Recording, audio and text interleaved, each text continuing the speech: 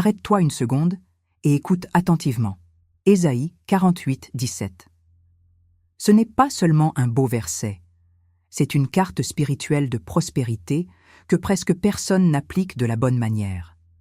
Parce que Dieu n'a pas simplement dit « Je vais te bénir ». Il a dit quelque chose de beaucoup plus direct.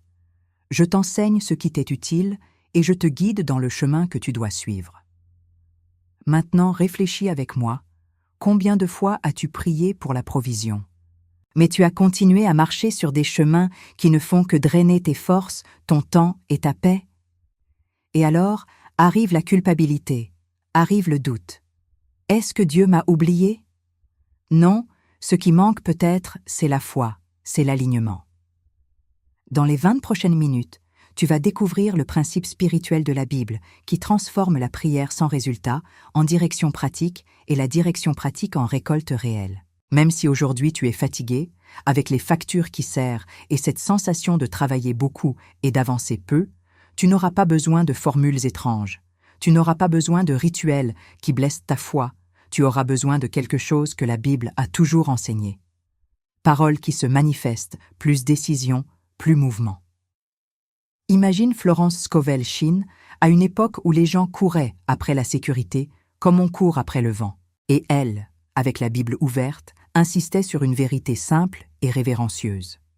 Dieu guide, Dieu instruit, Dieu enseigne. Et quand tu apprends à reconnaître cette instruction, tu arrêtes de demander une direction comme quelqu'un qui est dans le noir, et tu commences à marcher comme quelqu'un qui a reçu la lumière. Parce que la prospérité selon le modèle de Dieu, ce n'est pas seulement de l'argent, c'est l'utilité, la paix, les bonnes portes, les bonnes connexions, les choix sages. C'est le ciel qui te retire des raccourcis qui semblent rapides, mais qui coûtent moins cher après. Peut-être que tu as déjà tout essayé. Tu as prié, tu as jeûné, tu as pris des résolutions, tu as demandé un signe, tu as demandé un tournant, et malgré tout, tu te sens prisonnier d'un cycle. Et ça fait mal, parce que tu aimes Dieu. Seulement, au fond, tu as aussi peur d'être en train de te tromper de chemin. Et c'est exactement ici qu'Ésaïe 48, 17 devient une révélation cachée. Dieu ne t'humilie pas par le silence, il t'enseigne par la direction. Et quand cette direction arrive, elle vient avec une invitation. Agir.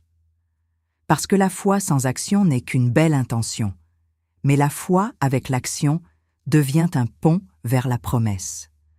Et avant que je te montre comment cet enseignement s'active dans la pratique, tu dois comprendre une différence qui change tout. Dieu ne donne pas seulement la prospérité, il enseigne le chemin qui y mène. Il y avait une douleur silencieuse que Florence voyait de manière répétée chez les personnes de foi. Des gens qui priaient beaucoup, mais qui vivaient comme s'ils perdaient toujours le cap. Et ce n'était pas un manque d'amour pour Dieu, c'était quelque chose de plus subtil. C'était un manque d'alignement entre ce qu'on demande et le chemin qu'on choisit.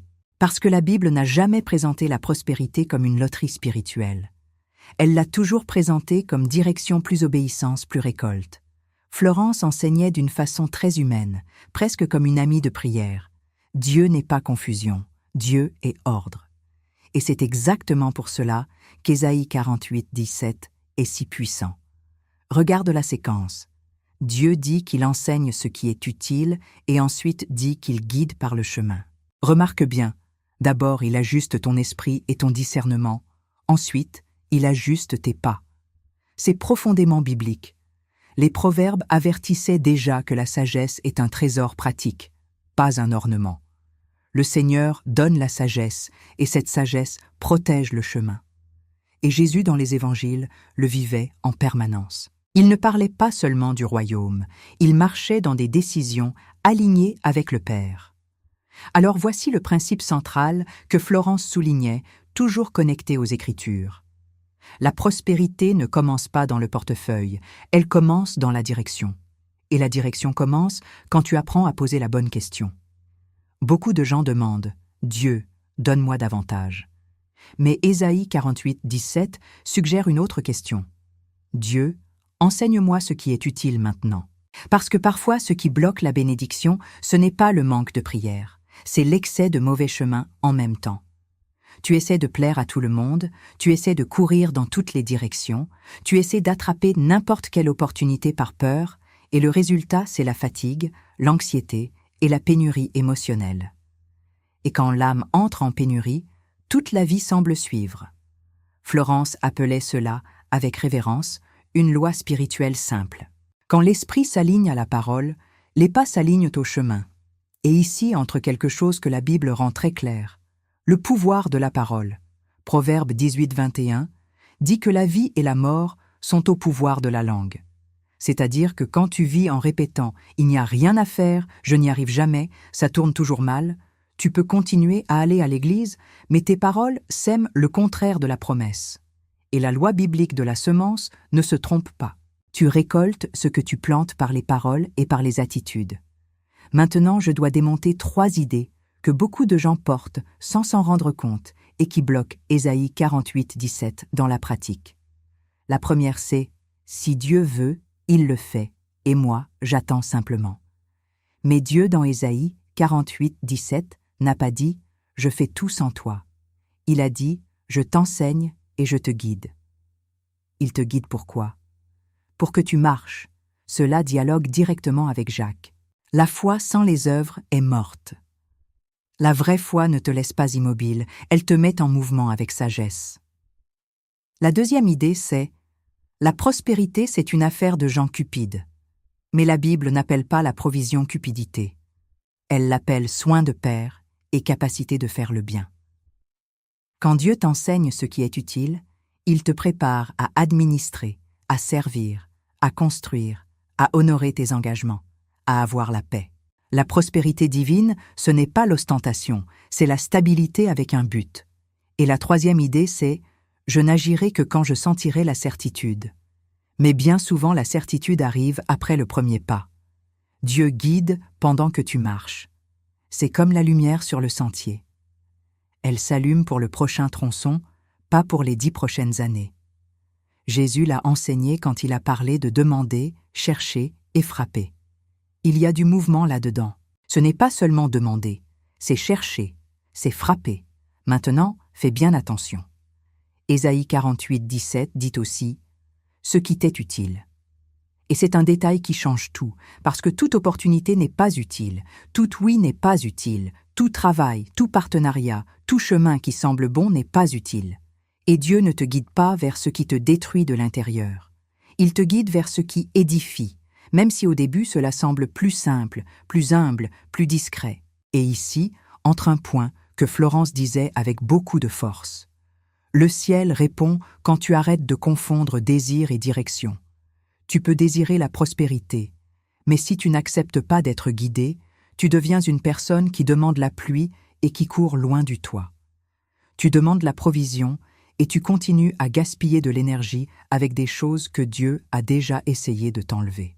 Tu demandes de nouvelles portes et tu restes accroché à des portes anciennes par peur. Et avant de passer au témoignage et à la révélation pratique, je veux t'inviter à faire quelque chose de simple et de biblique. Pas un rituel vide, mais une déclaration divine qui réaligne ton cœur. Avant de continuer, fais-le avec moi maintenant. Va dans les commentaires, pas après, maintenant, et écris cette phrase avec foi et avec calme, comme quelqu'un qui signe un engagement avec Dieu. Le Seigneur m'enseigne ce qui est utile et me guide dans le chemin de la prospérité. Ésaïe 48-17. Respire profondément, sens Dieu présent, et écris avec intention. Parce que quand la bouche confesse et que la main enregistre, ton cœur arrête de jouer avec la foi et commence à vivre la foi pour de vrai. Et si tu veux approfondir encore davantage ce type d'enseignement avec des pratiques quotidiennes, des déclarations et une direction spirituelle bien claire, j'ai laissé notre e-book avec ce parcours organisé. C'est direct et simple, et le lien est dans la description. Mais reste attentif. Nous maintenons les ventes limitées et ils pourraient être retirés bientôt. Ce n'est pas un achat pour acheter, c'est un outil pour que ta vie change. Maintenant, dis-moi, est-ce que tu as déjà écrit le décret? Et puisque tu es là, si ce message touche ton cœur, laisse un pouce bleu, abonne-toi à la chaîne Les Clés de la Manifestation et écris dans les commentaires depuis quelle ville de France tu regardes cette vidéo. Je veux savoir d'où vous me suivez. Il existe un schéma que Florence soulignait toujours, et il apparaît de manière claire quand tu regardes des vies réelles, ordinaires, des gens comme toi et moi. Ce ne sont pas des personnes spéciales, ce ne sont pas des oins célèbres, ce sont des personnes qui ont arrêté de demander dans le noir et qui ont accepté d'être enseignées dans le chemin. La première histoire est celle d'une femme simple, chrétienne, qui travaillait beaucoup et prospérait peu. Elle priait tous les jours en demandant une augmentation, des portes ouvertes, de la reconnaissance, mais elle vivait épuisée, toujours à la limite. Un jour, en étudiant Ésaïe 48:17 avec calme, quelque chose changea en elle. Pour la première fois, elle arrêta de demander plus de travail et commença à demander du discernement. Elle demanda à Dieu : « Qu'est-ce qui ici n'est pas utile pour moi ?» Et la réponse vint silencieuse mais claire. Elle disait oui à tout par peur de perdre des opportunités. Quand elle commença à dire non à ce qui drainait son énergie et oui à ce qui s'alignait avec ses dons, quelque chose se réorganisa. En quelques mois apparut une opportunité qui demandait moins d'efforts physiques, plus de sagesse et apporta la stabilité. Ce ne fut pas de la magie, ce fut de la direction appliquée. La deuxième histoire est celle d'un homme fidèle à la paroisse, mais confus dans sa vie professionnelle. Il sautait d'une idée à l'autre, d'un projet à l'autre, demandant toujours à Dieu de bénir le prochain plan, jusqu'au jour où il comprit un détail d'Ésaïe 48:17 qu'il n'avait jamais remarqué. Dieu ne guide pas des plans confus, il guide des chemins clairs. Cet homme fit quelque chose de simple, mais de profond. Il arrêta de créer des stratégies tout seul, puis de demander la bénédiction. Il commença à prier avant, en demandant l'enseignement. Il demandait : « Est-ce que c'est utile maintenant ou est-ce que ça semble seulement bon ?» En moins d'un an, il sortit du cycle de tentatives frustrées et entra dans un chemin constant. Il ne devint pas riche du jour au lendemain, mais il gagna quelque chose de beaucoup plus rare, la constance et la paix. Et la prospérité commença à l'accompagner. La troisième histoire est celle de quelqu'un de plus âgé qui pensait que son temps était déjà passé. Il priait en demandant la provision, mais à l'intérieur de lui, il portait l'idée que Dieu ne fait prospérer que les jeunes. Quand il entendit l'enseignement de Florence sur la direction divine, il comprit que ce n'était pas la foi qui manquait, c'était le mouvement aligné. Il reprit quelque chose de simple, qu'il savait bien faire, quelque chose d'utile, quelque chose d'honnête. Il arrêta de mépriser les petits commencements. Et la Bible est claire, celui qui est fidèle dans les petites choses est établi sur les grandes. La provision arriva de manière tranquille, sans humiliation, sans précipitation. Tu remarques le schéma ? Aucune de ces personnes ne reçut la prospérité avant d'accepter l'enseignement. Aucune ne prospéra en insistant sur des chemins que Dieu essayait déjà de corriger. Florence disait quelque chose qui sonne dur, mais qui est libérateur. Dieu ne bénit pas la confusion. Il enseigne la sortie. Et quand tu acceptes d'être enseigné, la prospérité cesse d'être un poids émotionnel et devient une conséquence naturelle. Peut-être que maintenant tu penses « alors pourquoi même en croyant c'est encore si difficile pour moi ?» Et c'est la bonne question, parce qu'elle ouvre l'espace pour l'étape suivante. La révélation pratique de comment Ésaïe 48:17 se transforme en une décision quotidienne, simple et puissante. Voici le point qui change tout. Et Florence insistait beaucoup là-dessus. Dieu ne crie pas le chemin, il le confirme. L'anxiété pousse, la peur presse, mais la direction de Dieu arrive avec une clarté silencieuse, ferme, qui n'a pas besoin de désespoir pour se soutenir. Ésaïe 48:17 le rend très clair quand il dit que Dieu enseigne ce qui est utile. C'est-à-dire qu'avant d'ouvrir des portes, il ajuste le critère. Avant de te faire prospérer extérieurement, il t'organise intérieurement. Et cela répond à une question que beaucoup de gens se posent. Comment est-ce que je sais si ça vient de Dieu ou seulement de ma volonté ? Florence enseignait 3 signes simples, totalement bibliques, de quand le chemin est enseigné par Dieu. Le premier signe, c'est la paix avec responsabilité. Ce n'est pas de l'euphorie vide, ce n'est pas de l'impulsion. C'est une paix qui vient accompagnée d'un sens de responsabilité. Tu sens que ça demande du travail, que ça exige de la constance, mais ça ne génère pas de confusion intérieure. Les proverbes disent que la sagesse est profitable pour diriger. Là où Dieu enseigne, il ne crée pas de chaos émotionnel. Le deuxième signe, c'est l'utilité réelle. Dieu enseigne toujours quelque chose qui construit, pas quelque chose qui impressionne seulement. Parfois, le chemin ne semble pas grandiose aux yeux des autres, mais il est utile pour le moment de ta vie. Jésus l'a enseigné quand il a parlé d'administrer les talents. La prospérité biblique commence quand tu arrêtes de mépriser ce qui est utile aujourd'hui en attendant quelque chose de spectaculaire demain. Le troisième signe, c'est le mouvement possible. Dieu n'enseigne pas des chemins impossibles pour te frustrer. Il enseigne des pas que tu peux faire maintenant, même s'ils sont petits. Cela se connecte directement avec Jacques. La foi sans les œuvres est morte. Si tu dis que tu crois mais que tu ne fais aucun pas, ce n'est pas un manque de foi, c'est un manque d'alignement. Florence disait quelque chose de très direct.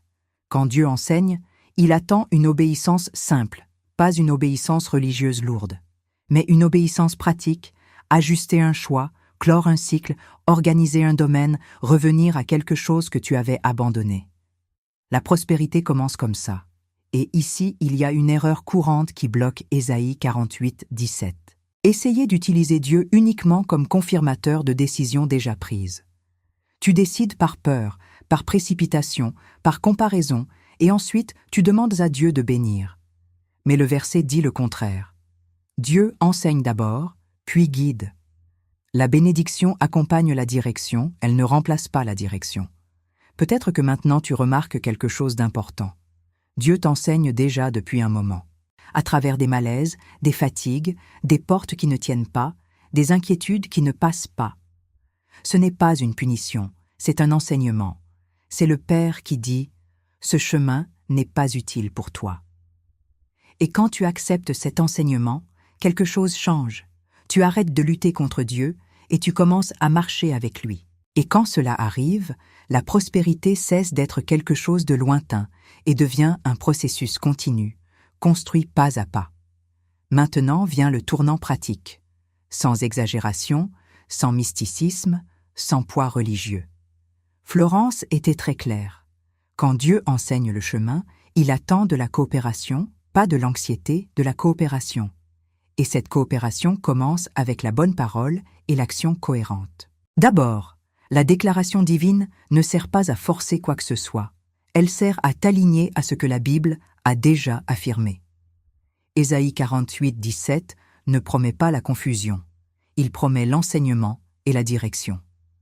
Alors, dis avec moi à voix basse, avec calme, comme quelqu'un qui est d'accord avec Dieu. Le Seigneur m'enseigne ce qui est utile et me guide dans le chemin que je dois suivre. Tu remarques? Tu ne demandes pas de l'argent, tu demandes un enseignement, tu n'exiges pas des portes, tu acceptes une direction. Florence disait que des déclarations comme celle-ci organisent l'esprit, font taire l'anxiété et préparent le terrain de la récolte. Proverbe 3 le confirme quand il dit que reconnaître le Seigneur dans tous tes chemins redresse tes sentiers. Redresser vient avant de prospérer.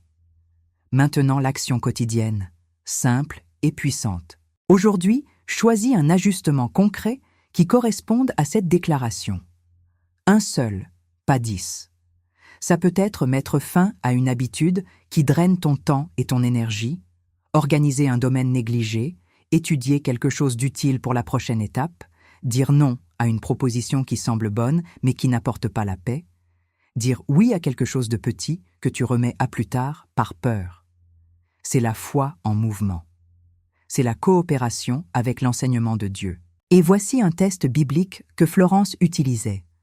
Si l'action te rapproche de la paix, de l'utilité et de la constance, elle est alignée. Si elle te pousse vers la précipitation, la comparaison et la confusion, arrête-toi. Dieu n'enseigne pas par la confusion. Tu remarqueras peut-être que la prospérité selon Dieu commence à apparaître comme ordre, clarté et continuité, avant d'apparaître comme résultat visible. Et c'est bien ainsi. Jésus a enseigné que le royaume grandit comme une graine, d'abord invisible, puis évidente. Pour ceux qui désirent approfondir cette pratique au quotidien, avec des déclarations bibliques, des ajustements simples et une direction claire, nous avons tout organisé dans notre e-book de dévotion. Il n'a pas été fait pour une consommation rapide, mais pour une transformation réelle. Et c'est pour cela que nous maintenons les ventes limitées. Le lien est dans la description, tant qu'il est encore disponible. Maintenant, laisse-moi te conduire vers une clôture qui scelle tout ceci dans le cœur.